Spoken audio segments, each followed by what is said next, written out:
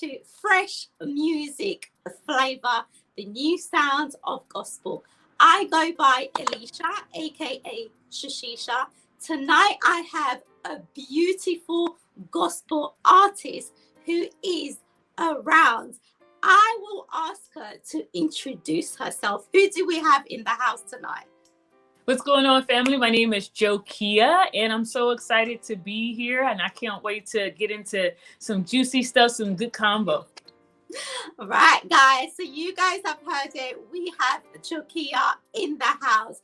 She is in the house with us tonight. Right, Jokia, I'm not too sure if our listeners know who you are. Can you give us a little bit of a CV, a bio about yourself? Who is Jokia? Where is she from? Where does she stay? Can you give us a little CV, a little bio about yourself? Yeah, absolutely. So as I said, my name is Jokia. Right now, I have the #1 song in the United States on Gospel Billboard Airplay.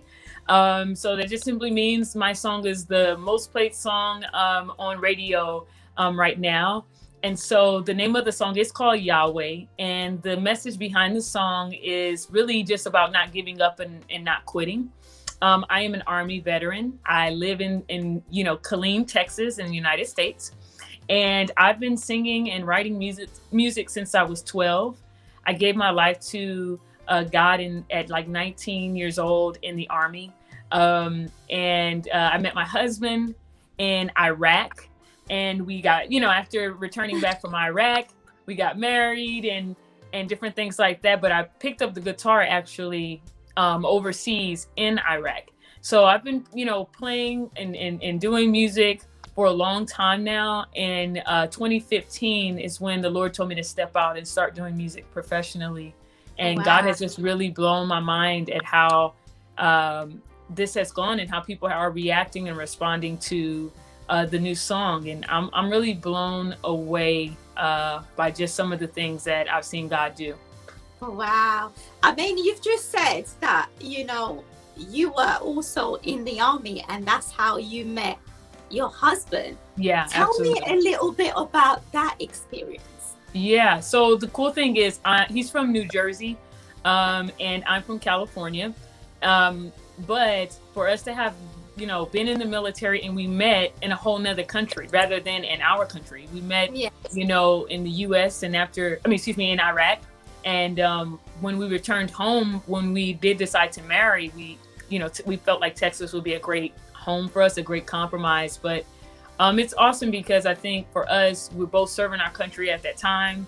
And we just had a lot of commonalities, knowing that he loved the Lord and he was serious about his relationship with the Lord first. That meant a lot to me and vice versa. And so he also played bass. I mean, he had a lot of great things that I was interested in and vice versa for myself. And it was just a union that the Lord truly blessed. And so, we've been married now for about 11 years and wow. it's been phenomenal. So. Wow. I mean, how did you juggle that? I mean, in terms of, being in the Army, also, having to meet your husband and then, having to sing. Yeah. How did you juggle all of that? Because I know you said you started singing, you gave your life to Christ at the age of 19. Yeah. Am I correct? Yes. Yeah. So the cool thing about it is that he never really stepped in the way of what I desired to do. And also to what God had asked me to do. So we both had an understanding that it was, when it came to the time to, do music professionally, he just didn't step in the way. We kind of both made the decision to obey what God was saying. Mm-hmm. And, he travels everywhere I go. He does so much. And he's literally, truly, really helped, the brand and the business of music. There's a lot of other things that go into music. So it just really worked. It's really a team thing. I love the way Tamala Man and David Man, how they're a power couple. They're a team in ministry. You never see Tamala Man without David Man. You never see CeCe Winans without her husband, Alvin Love. whether, he's Yes. always on stage in the back, he's standing there, he's handling the logistics and things that people don't see. And that's what Ben has been for myself. When we, because I'm a big CC Winans fan. And so when I've seen her do interviews in the past about her journey and how her husband, how people didn't respect him, how they were just enamored by her. And he just committed and he didn't care about that. So one day we were on stage with her and I saw him, and I, went up to him, my husband and we spoke about him and how much, we appreciate him. And mind you, backstage, there were, at least 40, major celebrities. Erica Campbell. There was Tamala Man, David Man. It was so many famous people. And when CC Winans came, everyone, even who was a celebrity, were so excited to see her. And so when she went into her green room, her husband, Ben, had went to go help Jamie Grace, who was a guitar player. He went to help her. And her husband, Alvin Love, said, "Jokia, where's Ben?" Which is my husband. "Go get him. Y'all come back here." Now, mind you, I'm talking about many celebrities were like, "CC, this is," and I'm like, it's really cool to see celebrities respond to other celebrities that have been a big part of their lives. And so here, me and my husband are, they are like, "Oh yeah, let them come back into our green room." People were shocked, like, "Who are they?" And we're like, excuse me, CC wants us. And Alvin Love wants us, excuse me. Me and Ben were like scooting through these celebrities, like the wave of celebrities. And it was so phenomenal to be in that moment with her. And Ben had a moment to speak. He was stuttering. He was so nervous. And that was hilarious to me. But it's just really amazing to have him as a partner and not do this journey alone, So every moment I'm sharing it with someone, that I love and that loves me. So it's really awesome. It's really nice to, to hear this story, like coming from you, admiring, let's say celebrity gospels and artists, admiring them. And then you find yourself in the same situation. It is called from God. God has called you guys, to work together, to be together, because obviously, you were admiring, CC Winans and her husband and everything. And today you're in the same situation. So it's God's work. But you know what? I want to ask you something in terms of everything that has been happening with the pandemic and everything that has been happening in America. How have you coped? Because obviously I know your song Yahweh is been playing everywhere. Like you said, it's the #1 playing in the US. But how has it impacted you in terms of the pandemic? The biggest challenge is, like, I don't know how the music is doing except for by social media. So, we've had to be creative, because if there weren't a pandemic, I would be traveling the country and I would also be going to the UK, going to Africa, going to Puerto Rico, and just going to these different places that I want to be at. I want to go and fellowship, and it's been a dream to do that. So with the pandemic, doing things via media has been huge. It's a way of communication. So we've had to work with the challenges and try to get creative as the best way we can. And then, another thing is, I think the cool thing with having social media during the pandemic is people can match the music with my face, because sometimes when you're talking about radio, or if there's no video content, you don't really, the song, but you don't know who sings it.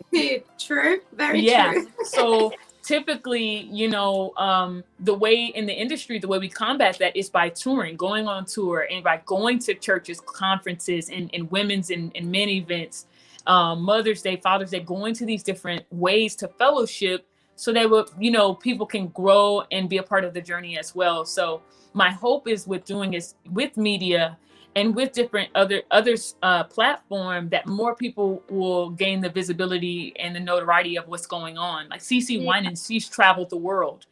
Yeah.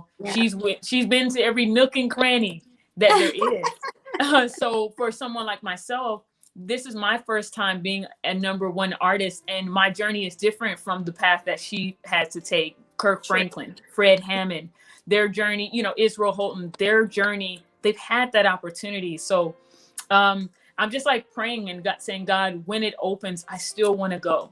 When the world opens, I want to be able to worship with my brothers and sisters. Like I love corporate worship.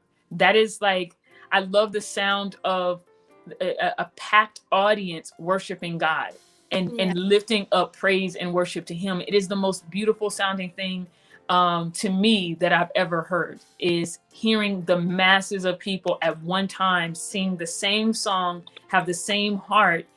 It's a wonder. If you ever just one day just stop and listen to everybody, whether people think they can sing or not, it just transcends so beautiful. So I mean, it is like you've just said, you would love to travel the world, experience the tour, but obviously with the pandemic and everything that has happened, everyone has kind of taken everything in now and saying, you know what, the way for us to move forward is by going live, for example, on Instagram, on Facebook. That's how we have been developing. But I want to ask you, in terms of your music, what genre are you in your music? Because I've heard Yahweh, and I've heard there's another song as well at the beginning. I don't know if it's called Amen. Yeah, it's called Amen. Yeah, it's called Amen. So I've heard that as well, and I was thinking, I'm not too sure who, what genre is Jokia. So I was trying to figure it out, but I couldn't. So I just want to ask you, what genre of music are you?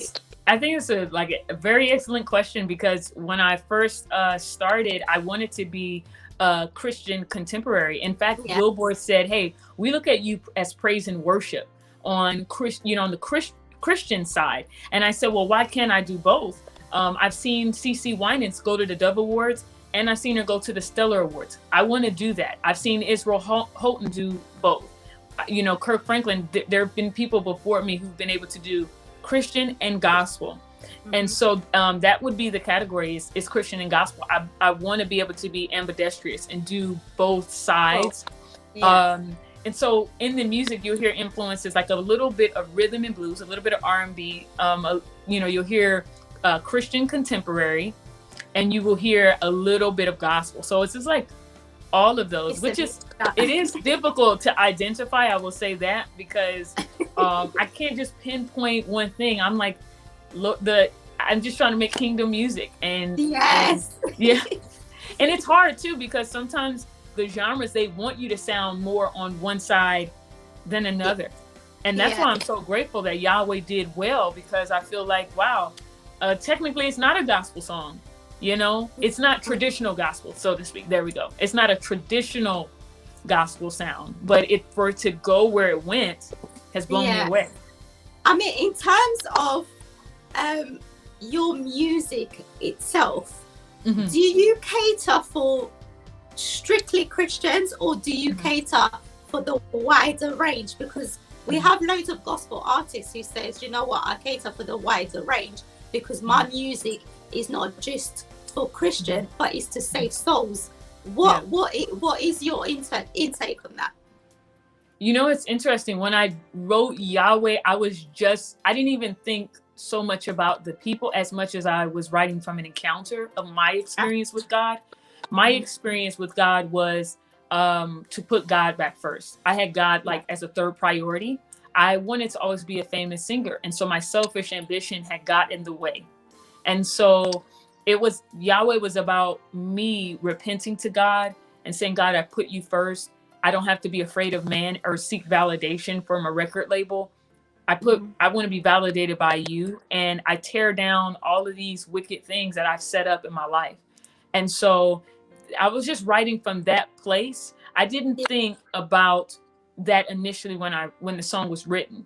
After the song was written and the Lord wanted me to release it, that's when I thought about the people. I was like, oh, I don't know people even understand what I'm talking about.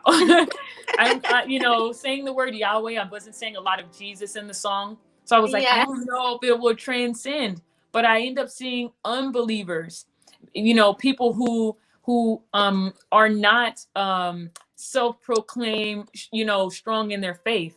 I've seen people who acknowledge God, but their faith was, is fairly weak. I've seen Yeah.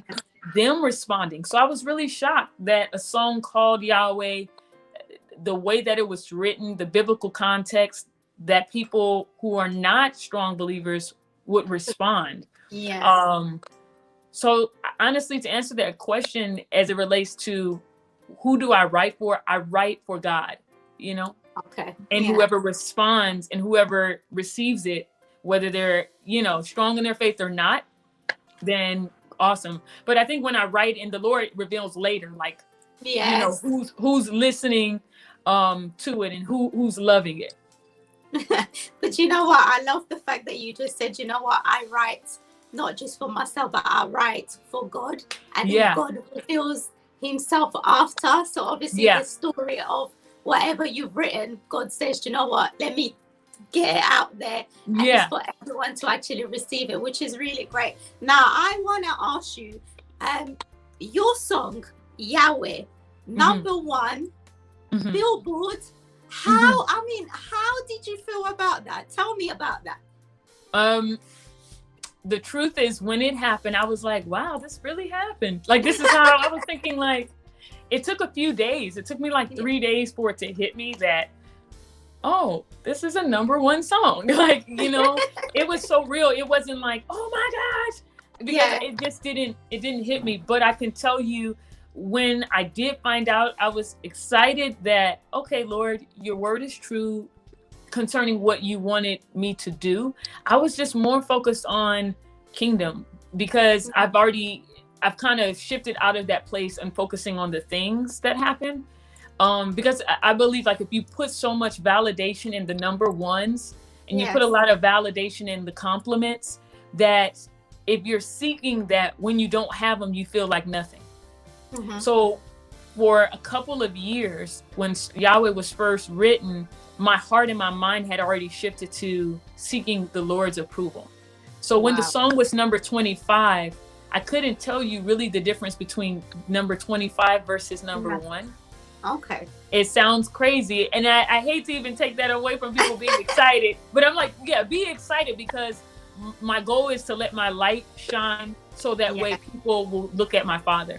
So that honestly is my goal. And now that it's number one and there's a light spotlight and people are talking about it, I'm trying to use this to say, looking at it deeper, the song Yahweh is number one, but that's so true in so many other ways too. He is number one. I'm an independent artist. I'm not signed by a record label.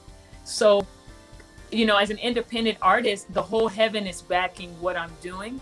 And so, and it took me years to look at it differently. I used to look at it as I didn't have as much opportunities as, someone signed to a record label.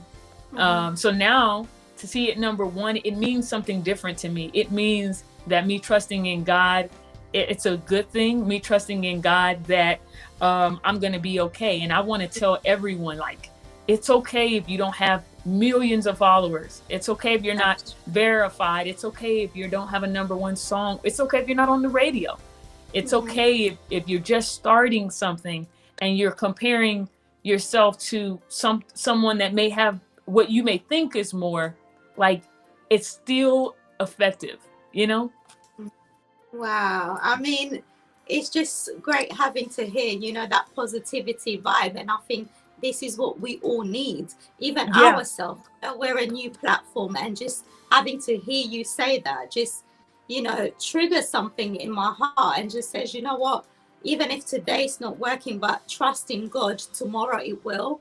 And you've just said that to us. So, I mean, I wish someone had told me when I was not, top 20 years ago. Now, thank God it came from the Lord, but I wish someone had told me, hey, you may not be Tasha Cobbs, but what you're doing in your obedience is effective because God is pleased.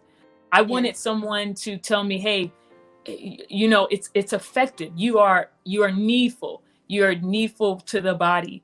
I didn't want to hear that when I got to the top, now I'm doing great. I wanted to hear, when I only had, I remember when I started social media on Instagram, I only had a couple thousand followers. I wanted to hear then, like, wow, this is amazing. This is, so now that I'm number one, I want to tell someone, if you're not number one, that doesn't guarantee access to heaven. You may be number one, and that doesn't guarantee that it's better than someone who's, number 300. That's not how God weighs it. God is weighing our level of success based on our obedience and our motives. Wow. So my assignment is, now that I'm number one, is to tell people, you are absolutely effective. You are making strides and changes, and you are building up a reward in heaven that will not go unnoticed. God sees everything you're doing. Don't compromise your sound, your skill, your talent, to appeal to an industry. Be who God called you to be. Don't try to be different. He already designed you different. Be the best you as God wants you to be. And I promise you, you will see more success with that than you will with trying to appeal to what you think will gain you more success. Wow. I mean, that's just, amazing what you just said, honestly.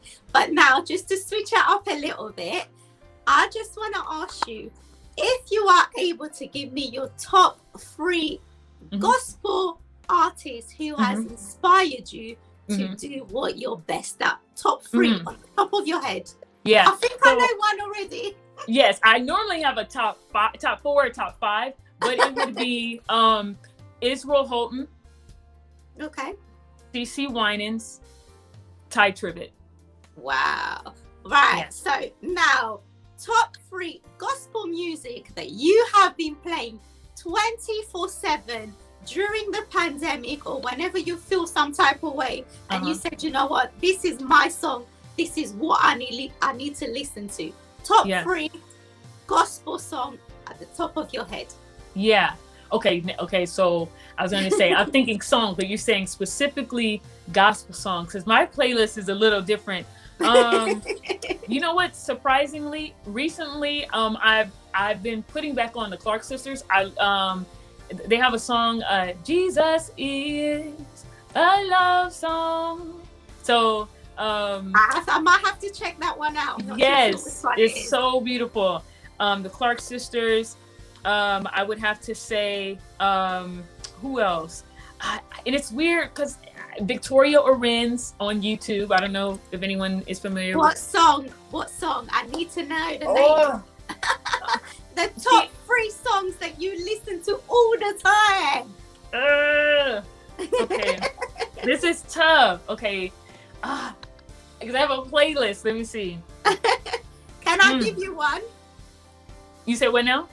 Can I give you one? Yes. Maybe on your list is going to be Yahweh. One song. That's a help. Look, Yahweh. So it would be the Clark sisters, Victoria Orenz. She has a song called Draw. Okay. And then lastly, I'm trying to think of one more. I'm trying to just choose 3. It's so tough. Okay, a third one. Ben, I need help. What's the third one? I love it. Okay. Let me see. Okay, Keandra Lockett. She has a song called Take Me to the Water. Take Me to the Water. Okay. Yeah. Wow. So I've got 3 top gospel artists, and I've also got 3 gospel songs that Jokia listens to. Now, guys, I know you guys have been waiting for her song. Now, I'm going to introduce Jokia's song called Yahweh. If you guys can just stick around, you're going to be able to see the video and listen to the song as well. Just stick around for us.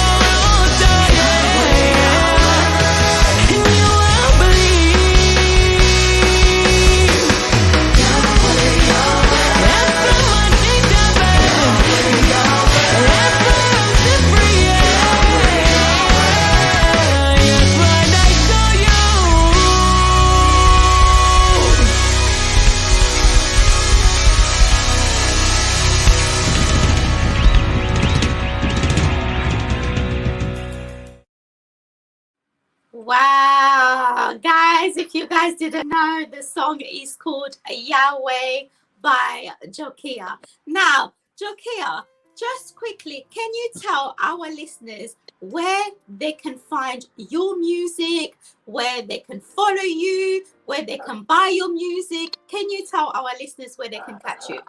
Yeah, absolutely. So at Jokia Music is all my social media tags. Anywhere music is released, YouTube, Pandora, iHeart, Amazon, Google Music, Apple Play, iTunes, anywhere you listen to music, you can type in Jokia and you can type in Yahweh, and you can purchase my music there. You guys can also go to my website. It's called godsentbw.com. You guys can find music there, merchandise, clothing. Also, I thought I had a bag here. Yeah. That's exactly what I was going to say to you. I was going to say, you know what? I've just seen that top. God sent. I love it. Yes. And we also sell leather bags as well. Wow. That you're also able to purchase on the site as well. So definitely go there. But I would love to stay connected with you guys for sure. Yeah, definitely. We'll love to have you. But at Fresh Music Flavor, we will be getting your top as well. Hopefully, we'll be getting it shipped to the UK. So on our next interview or podcast, we'll be wearing it just to promote it as well. So that is amazing. But yeah, Jokia, it's been a pleasure to have you in the house. Now, just before we close off, just let us know, what are we expecting from you in the next 3 or 4 months? Yes. So right now, hopefully you will possibly see me on televised, on TV for, I'm hoping, we're praying for a stellar award. And then also to new music, and new releases from the clothing line. When you guys go to the website, you'll see my whole family. It's my husband and the kids. You'll see us. And so, new music. Also doing some more teachings, more social media, and prayerfully, in 4 months, I'm hoping the world is starting to begin to open up more so we can see one another in person. 100%. Right. Thank you so much, Jokia. Guys, you've heard, she's got plenty of things coming her way. Music, clothes, merchandise, anything it is coming our way from Jokia. So Jokia, thank you so much for coming to Fresh Music Flavor. It's been amazing to have you. Thank you. All right. Take care.